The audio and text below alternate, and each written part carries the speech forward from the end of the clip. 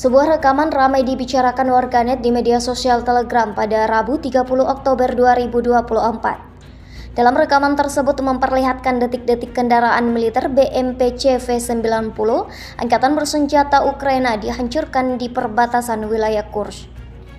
Personel militer unit pengintai dengan bantuan UAV mengidentifikasi rute pasokan amunisi dan makanan musuh di wilayah perbatasan.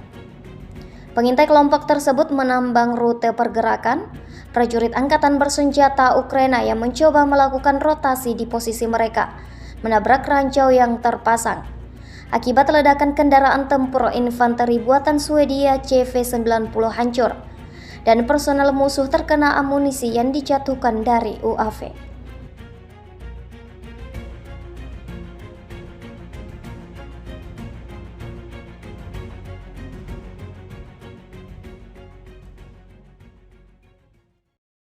Download Tribun X sekarang, menghadirkan lokal menjadi Indonesia.